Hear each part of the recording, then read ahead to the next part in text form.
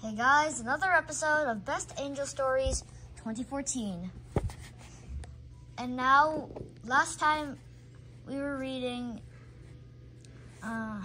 Angel to the Rescue, and now we're reading Who's Got the Wheel by Sherry Jones.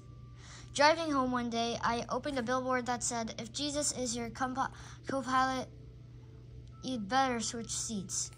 This sign was just another comforting confirmation of God's constant guidance in our lives. My husband Randy and I had been missionaries in Cameroon, Africa.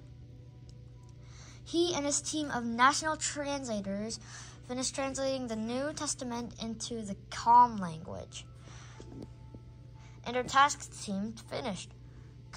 God directed our steps back to the United States and to a little town in Churchill, Montana. After a few months of looking for work and finding nothing, I began to wonder if we were in the right place. I not only wondered, I worried. Had God forgotten me about us? It was in October 2006 that a local potato farmer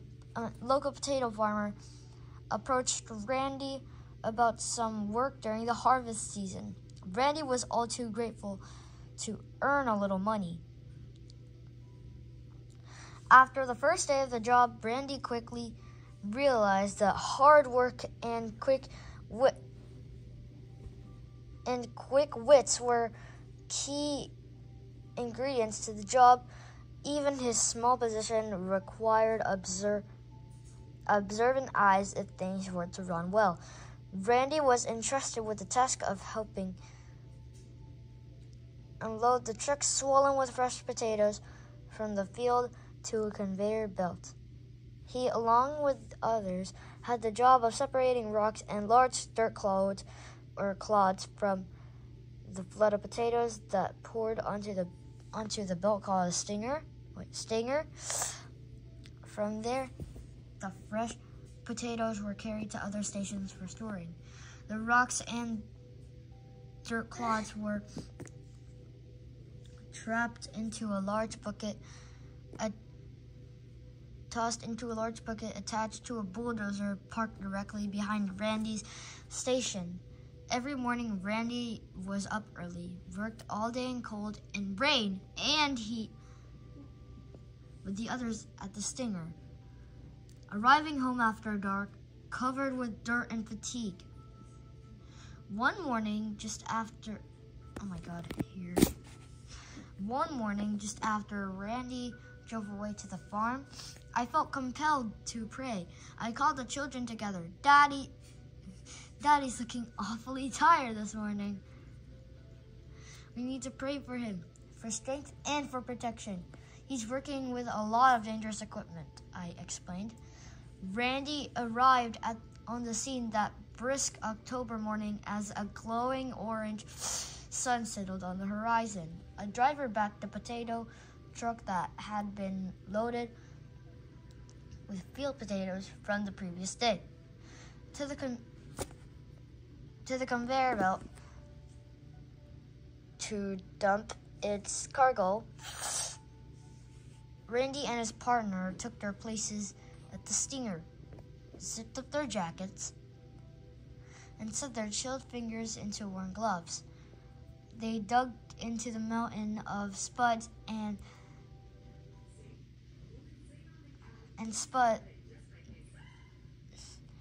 spuds the moment.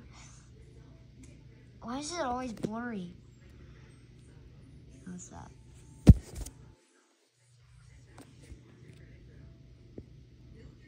Spuds the moment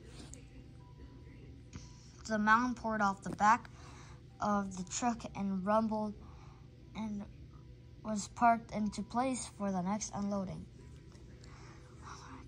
The driver parked the truck, turned off the engine, and stepped away.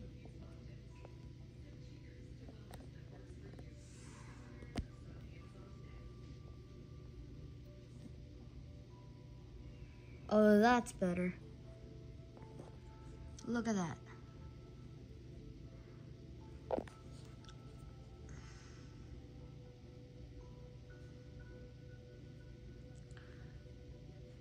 and was parked into place for the next unloading. The driver parked the truck, turned off the engine, and stepped away to work at another position. The routine of the morning progressed as usual. Above the roar of the machinery, Randy talked and joked with his partner while tossing aside rocks and clods over his shoulder and into the bucket attached to the bulldozer directly behind him. But Randy noticed that his colleague had suddenly stopped responding to him. Randy glanced up. His co-worker's eyes were growing wider by the moment. His mouth had fallen open as if he wanted to say something, but went suddenly mute.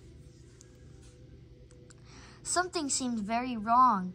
Randy swallowed his questions and watched his partner step backward from the stinger with his eyes steadily fixed on something behind him.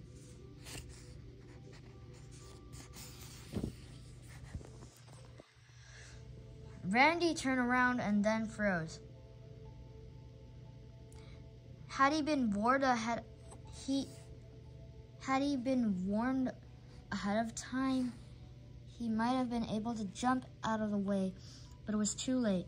The parked truck, still loaded with a ton of potatoes, was rolling down the slope directly toward the bulldozer that rested directly behind Randy and was gaining speed. In a split second, Randy realized there was no escape. Once the truck hit the bulldozer, it would pin him between the bucket of rocks in front and the stinger behind, crushing him if not killing him. No time to think, no time to react. There was only one possible solution. Someone needed to be in that truck to stop it, but there was no driver. Randy watched the unmanned truck race toward him as if everything suddenly went into slow motion. His mind was calculating the impact. His body stiffened for the jolt. Then just before the truck collided into the bulldozer, a remarkable thing happened. The truck suddenly veered. The swerve appeared so abruptly that Randy looked up to see who had suddenly commandeered the truck. That truck. Yeah, the truck.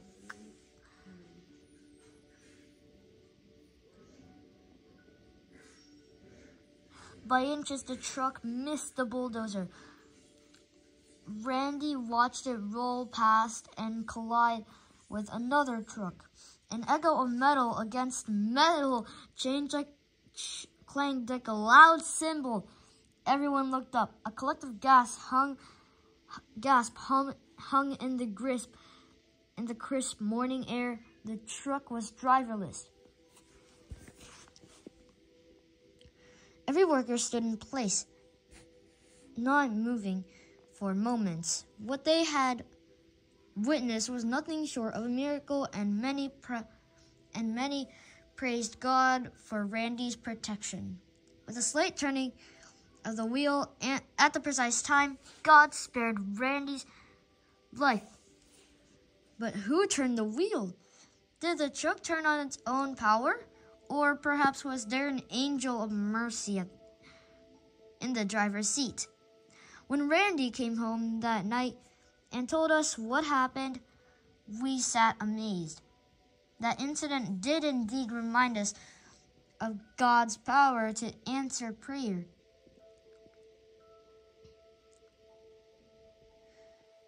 It also reminded me of God's graciousness to teach us necessary lessons.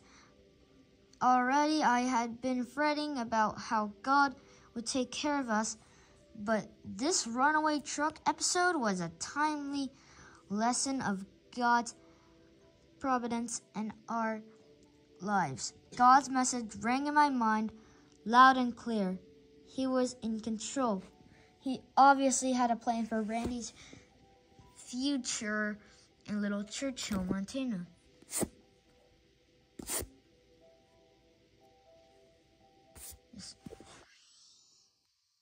we needed to trust him to work it out. A few months later, God's plan became evident.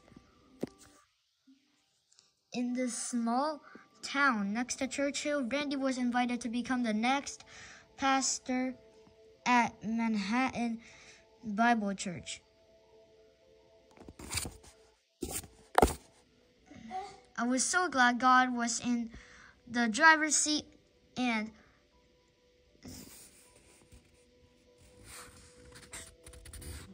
it's actual hair.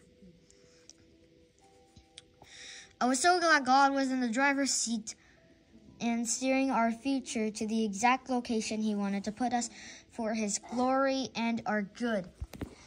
All right, guys, that is it for today. And that is it for today's story. I hope you guys liked that story. And if you did, smash the like button and subscribe. I'm trying to get to road to 2,000 subscribers. So please like and subscribe. I'm begging you. And then Flash Flood by Priscilla Oman. Priscilla Oman, I think that's how you say it. It's coming tomorrow. So I hope you guys liked that story. And I'll see you next time. I'll see you tomorrow. Bye, everyone.